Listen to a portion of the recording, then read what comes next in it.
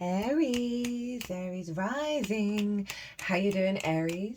This is your reading for the Sagittarius full moon that happened on the 11th of June, 2025. I know I'm recording this after the event, but I work with 6-month cycles, so the energy that comes through in this reading is going to serve you up until the Sagittarius new moon. My name's Chloe. I work with card divination, astrology, and as you just heard, and as you can see, I channel multi-dimensional energy through my body, both in the form of physical and vocal light language. All of this brings in healing, attunement, and activation codes to the messages that are going to come through today. Now, read for the rising signs. So for those of you who do not have Aries in the first house, look to the house it does fall in, look to the themes of that house, and you want to apply those themes along with all the other meaning you've got going on in the sign of Aries to the messages that come through, because it'll be as if that Aries energy, wherever it falls in your natal chart, has now energetically moved to the first house. So when I talk about the houses for the rising sign, they will always still link in. You've just got to add on your own natal chart Aries meaning on top of it. For example, I have Aries in the 9th with my midheaven, so I'd apply all of that energy to what comes through in this reading. As always, take what resonates, leave what doesn't. Now, there is a collective reading. That was the first reading that went out, and that is where I break down the astrology of the exact moment of the full moon in way more detail. There's a lot going on with this moon. It's a big moon because it's in the sign of Sagittarius, which is where that north node in Pisces is manifesting. And not only that, but this moon was square the north and south node.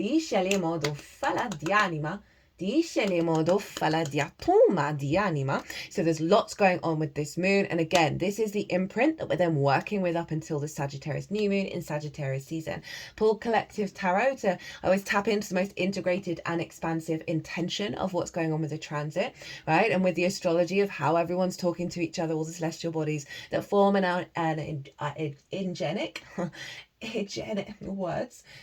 harmonic ingenic. Whoa, okay, something's going on there. Energetic blueprint that we're then working with, that comes into our energy field, and channeled messages. There was a big one at the end of the reading. My guides came through and like, right, we're gonna bring in a transmission, and that was really cool. And so yeah, if you want a deeper understanding, pause this video, go watch the collective, and then come back to see how it affects the Aries area of your chart. Now, we are going to get 3 cards from this deck. The first card is going to be what's been released. Now, one of the main messages that came through in the collective reading was this was a huge rebirth. So we're going to see what cycle has closed out with this full moon, as well as what's the activation code that came in with the full moon that you're then working with. We're also going to get a card on how to work with that energy, where to direct your focus to help facilitate this activation. Then we'll also look at the card at the bottom of the deck.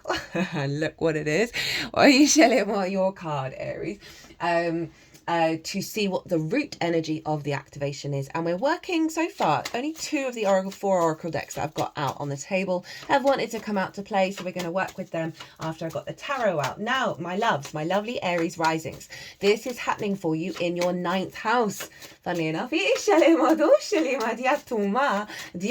this is the house of perspectives, right? This is your morals, your ethics, your philosophies, your connection to book, religion, source, nature, science, all of those bigger picture ideas, bigger picture perspectives that you're figuring out. Is this for me? This is what I want. Is this what I want? How do I really feel? What is that sort of higher mind energy all about? And also, what matrix are you creating of how you navigate the world, the universe, all of those things. It's about mastering of things, right? It's about, taking something you've been learning to the next level. It is about teaching and therefore sharing perspectives. We are not here to change people's minds. That's entirely up to them. It's also linked into going and living somewhere unfamiliar to you in order to broaden your perspective, which is why it's often linked into foreign travel. But this can be traveling the universe, astral travel, all that kind of stuff, as well as simply moving to the countryside for a bit if you've lived in a city for your whole life.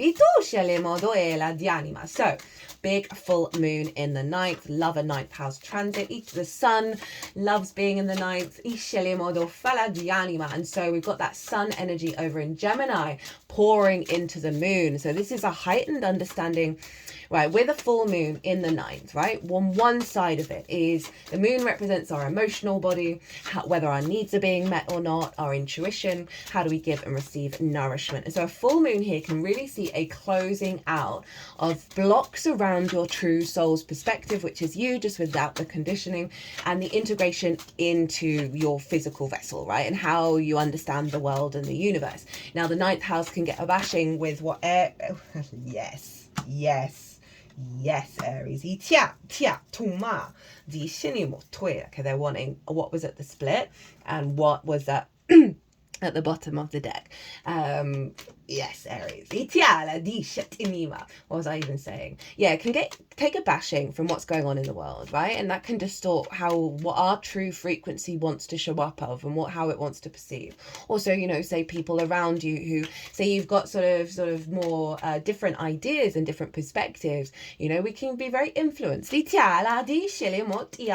just feeling stuff around the sacral chakra at the moment, being released, and that's the fifth house of joy and your creation energy.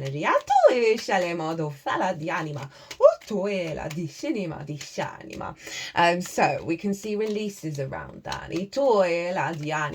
as well as an upgrade in your intuition, right, of really trusting how you perceive reality, right? We've got a lot of distortion fields around us, right, that can really block us really tapping into our true sense of freedom and liberation and joy, right? Very Sagittarius energy and our own inner truth. And this feels like this is what's being birthed out,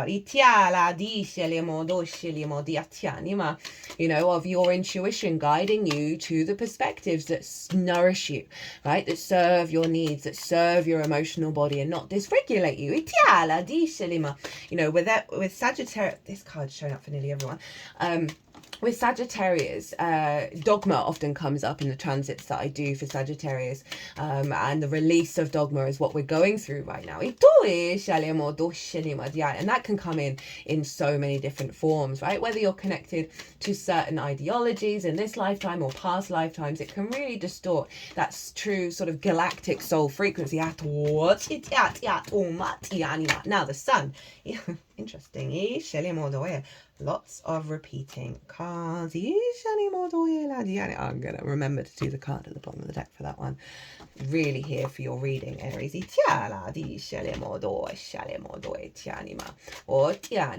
Right? So this is, you can see a completion of learning something and stepping into mastery.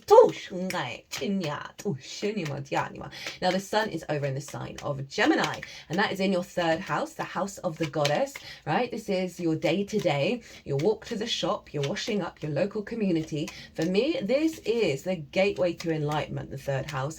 And it's the house of the goddess because it's about bringing those big picture philosophies into the little things, into the day-to-day. This is why I see it's the gateway to enlightenment, because the more that we find that joy, that resonance, that deep meaning, that sort of depth of frequency in the little things, that then transforms the bigger picture without us really having to do anything. It is about learning new things. It's linked into schools, short distance trips, siblings, extended family, as well as neighbours, as well as the lens in which you communicate through. So there's a real sense of vision and clarity of how you express your perspectives, of knowing what's going to serve you and how to implement it, of the awareness of the perspective, right, that brings you nourishment, that then pulls that into how you find meaning in the day-to-day. For some of you, this can very much link into the way that your perspectives being observed by others, right? Wherever the sun is that sense of observation, where you're feeling a bit more nourished in regards to kinship around perspective, right? It's not that you want to be in a vacuum and only hang out with people that, are completely on a level, but there is this sense of realignment to sort of soul, family, energy and frequencies around perspective. So, you can collaborate and work together at a higher level. tuma. Itianimo toishelemo dushi. I feel like one more. Itoela dianimo toela. Tishelemo doela. So, the only other thing I'm going to talk about is the ruler of Sagittarius and Gemini. There is, I'm getting really croaky, so they're obviously clearing out some stuck energy in the throat chakra. With it being croaky, it's like it's taking it deeper, right? Rather than I've had a tickle in my throat for some of the readings. This isn't a tickle, it's getting deeper, right? So really tapping into that soul's frequency and expanding into it. So there's loads of other astrology going on. There's stuff going on in your sign, in Leo as well, forming a grand fire trine. But so we're just going to look at the ruler of Sagittarius is Jupiter, and the ruler of Gemini is Mercury, and they are both in the sign of Cancer. You know, this Jupiter moved into Cancer not that long after this Sagittarius full moon, and so it's a really harmonious energy. And it's in your fourth house, right, of your roots and your foundations, your ancestors, both blood and soul lineage, your parental figures, the roof over your head, the things that you do in private. It is both your literal foundations, wow, I'm really croaky, and the figurative foundations that you build from. I see a root system in the fourth house.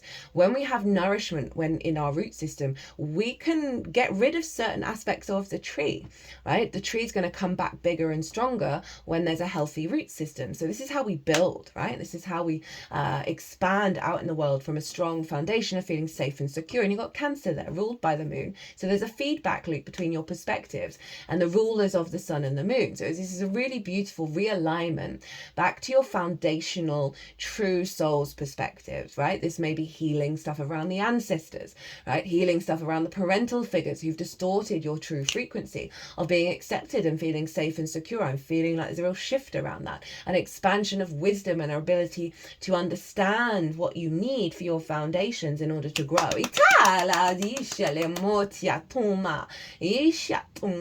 For some of you, this might be about going and moving somewhere else, somewhere that is really croaky, unfamiliar to you,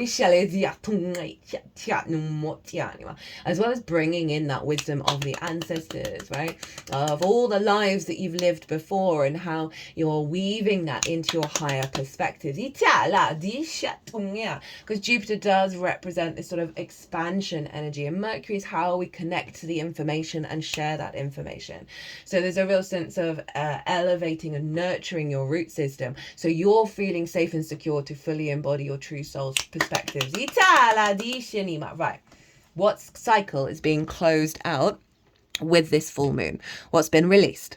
We have the Nine of Cups in reverse. There's been a lot of water for everyone, which is not surprising given the ruler of both of the sun and the moon are in a water sign, in the sign of Cancer, right? So this is a release around, and it's a 9, interestingly enough, with your 9th house, of blockages around feeling emotionally.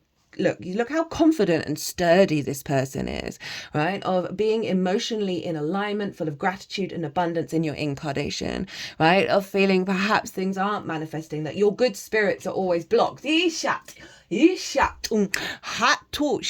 they're doing stuff around that's in between the sacral and the solar plexus. So your creation energy and taking it out on the road, right? Of that joy energy, of feeling that satisfaction of your own existence, of feeling emotionally fulfilled in those perspectives, in alignment. So that can also see like a release around feeling sad, right? Feeling disappointed, feeling sort of dysregulated by everything that's going on in the world. So that is a really beautiful release there. And if we bring in the ancestors and the parental figures of all these sort of blocks in the emotional body that aren't to do with you, that's blocked you from really sitting in your power and confidently understanding your soul's perspective at its highest level. Again, that's just you without the conditioning. So really powerful energy showing up there with the 9 of Cups. Now this is what's being activated with this full moon. Now let's see what we've got. Aries. What did I say? And I remember when I said, oh, the sun is exalted in the 9th, I'm like, but the moon was there. Moon's there, not the sun, in my head. And look what we've got. Look what we've got. And we've got the inner child there who's free, right? That sense of liberation, illumination, joy, freedom. The biggest yes card. Yes, yes, yes, yes to life. And what a perspective to bring in. This is the divine light coming, pouring through you, radiating out of you. The sunflowers know where to get the light. This figure is protected as they move through the world. Aries. That seems really straightforward. If we bring the sun in terms of Gemini, of your ability to communicate this and vibrate in this way in your day-to-day, express this, right? That's like a real sense of it's not you. The sun's unstoppable. But it's doing it in a light, playful way with that inner child there, with joy, right? I want to say rapture. And I don't mean that rapture, but the utter like woohoo at existing. Okay, how to work with this energy. So what to put your focus on to help facilitate that sun energy come in. Ace of Pentacles. It's been showing up a lot, actually. This is my Heaven on Earth, New Earth card, right? Because you see in the portal, there are mountains which represent the higher perspective, which is kind of that 5D vibe. But look, we've got the flowers of the magician, right? The lilies and the rose. So it is about manifesting in the 3D. We are not here to escape it. And again, that goes back to the other version of rapture. And interesting, I'm very rarely on Instagram anymore, but I was watching something around, and this is what I've always thought. We're here to bring the divine into the 3D. We're not here to escape it, right? That is rejection of reality, of what this beauty that we're in, and it's just a constant feedback of escapism. Itiala rather than presence. Itiala of the I am, which you know all about that, Aries. So this is fresh new energy, vibrant ace energy of manifesting in the 3D world from a higher perspective, but also that magician energy of as within, so without as within. Right? That you are manifesting from your soul's higher perspective. Again, that's you. I'm not trying to separate it, but sometimes we need that clarification without the conditioning. Fresh new energy. They want you to embark on new opportunities, new ways of embodying yourself in the 3D that's in alignment with the sun. So this was at the split, and this was at the bottom of the deck. Split. Oh no, that wasn't that. Where's that gone? Right there. Thought so. Hiding, right? No longer taking its time, no longer slow, right? There's movement here. This was at the split, the Ace of Cups, and then the King of Pentacles at the bottom of the deck, right? So holding that massive ace. This is a real sense of alignment with this upgrade around the block around the 9 of Cups. We've got renewal. We've got renewal from a place of peace, from a place of abundance, and your capacity to bring it into the 3D. Big energy showing up here. Right, let's get into the oracle cards. So this is at the back end, so it's representing what you've been doing, right? And we have the rescue card. And this has been a very consistent card throughout. And this is the rebirth, right? Of pulling that which is deep within us, that soul frequency, rescuing it and bringing it to the surface. Because you see, there's come on, there's 2 hands there, and no longer being submerged. I was wondering if that was going to come in. So that frequency came in with the Venus Chiron conjunction in your sign, Aries. That transit, that was a really powerful transit. And it then came in with the collective reading for this full moon. And it's about the Venus is emerging in a truer form, right? And Venus is linked into the Empress. And the Empress is the other one who has the golden scepter, right? Of this, and she played a very powerful role in this moon. That how we create in the world, how we manifest from joy, from pleasure, right? From feeling good in the 3D world. That's all here. That is being released. That's all coming to the surface. And there was a transmission at the end of the collective reading that was sort of hinting of like when that is going to happen. So go watch that collective reading. Okay, they're wanting to go here. That's gone on the Ace of Cups. And we have the Angels 444, divine progress, right? Intuition, inner wisdom, higher guidance, clarity, stability, honesty, foundations, practicality, fulfillment, angelic support. I love that with the Ace of Cups, and also you radically stepping into owning this higher perspective within you, right? So often we hide away from things, we conform, right? We're worried, that, if you're operating at a sort of a different frequency, right, the sensitivities of other people, and this feels like the more you're stepping into your power, into your truth, and it's almost unavoidable. Right, from the book. In the shadow, the angels are trying to guide you, but you're not seeing or hearing their messages. Take time to connect with your heart and look out, because someone is trying to get their message to you.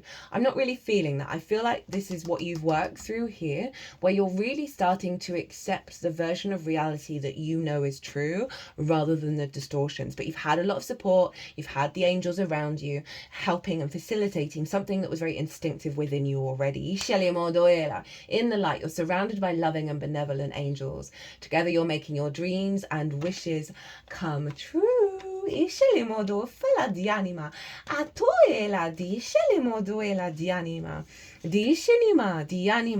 this is where the North Node in Pisces is manifesting. And that's your 12th house, right? Where the unconscious responses are, but it's also where the magic of your soul is. So this is very in alignment with that sort of upgrade that we've been talking about. Okay, so these two, forgotten what they are. Let's see what they are. Dream and wisdom. Again, summing up everything. You're stepping into your dream state in the 3D. So that sense of what's been blocked that has stopped you from really believing and feeling and embodying that higher perspective is falling away and allowing you to be in this beautiful dream that we call life. And I love the wisdom card. Again, these are cards that have shown up a lot of that higher wisdom, of that is the higher wisdom, and you're going to have the capacity to not let go of it. You're holding on tight to the point where it's no longer something you need to hold on to.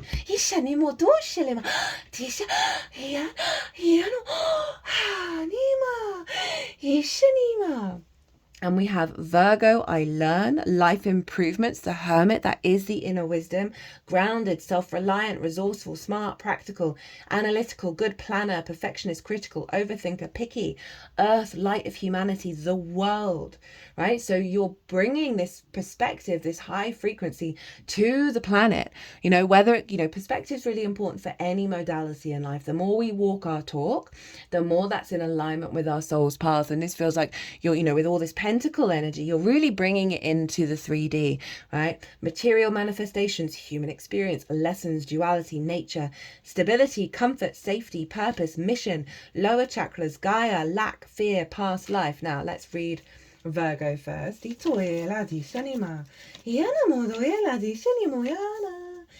the shadow, your well-being and health is at risk here. And this is where the South Node is, right? There may have been physical manifestations of you not, of the blocks around how you embody your perspective, right? I've suffered from that a lot as well, of my physical vessel being in pain. Not fully being in the blended integration of my higher self and my vessel. And that's in your 6th house of health, right? But it's also work and how you work, right? So there's an alignment here of you building with this perspective.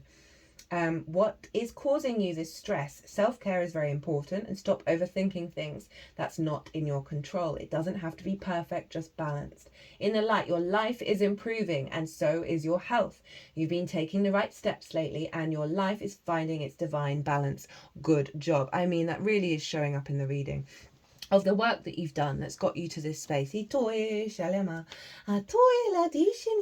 Earth card. Karma and blockages from, this is the shadow, from past lifetimes is keeping your abundance at bay. This feels linked into this. Because this is the wish fulfillment card, right? That abundant nature. And you've got the King of Pentacles showing up. Now that you've released that, there's a need for shadow work and healing of the lower chakras, which ties in with the rescue of the divine physical self. In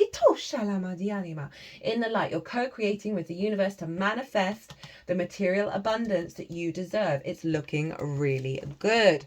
Right, final oracle card, but we are going to look at the bottom of the deck for both of these. Desire. Right? This is the vibe, right? This is the integration of the feminine and masculine within yourself, not sex specific. We have it within all of us, right? Of that desire for life, that freedom for life, that joy of life. Rather than this, which is the exact opposite of that, right? At the bottom of the deck. Magic. Look at that. You are the alchemist. Itoi Shalima of your own life. Look at that for the 9th house, right? Rather than the restrictions, rather than the limitations and the weight of the finite materialist work, you are what you work even. You are bringing in your true frequency. And that is that you are pure magic. Focus on the impossible. Focus on the dream, right? With no expectations or assumptions. Find the joy. Find the lightness of self as you move forward, right? What's at the bottom of this deck? 5th house, pleasure. We've been talking, I said solar plexus, right? Leo's there. Create a life filled with joy. That is this, right? Itoe la dianima, di shinima atufala. Aries. What a reading. What a beautiful reading. Very straightforward. Right, focus on, right, also the 5th house is where the inner child is. So that's again another alignment, right, with this sense of liberation. I told you we're going through a rebirth. Mars is there making an aspect to the moon, as is Chiron in your sign, healing deep wounds around the self and liberating your actions in alignment with creation energy and joy and pleasure. Aries, be good to yourselves. Oh wait, it's an honor and a privilege to read for you, as always. If you want a personal reading, my website and all my details are in the description box. Aries, be good to yourselves. You've got a lot going on. Aries, there's so much going on for you in the sign of Aries. It's wild. And you're in your power. Be good to yourselves. Be good to those around you. Safe travels and be well until we meet again.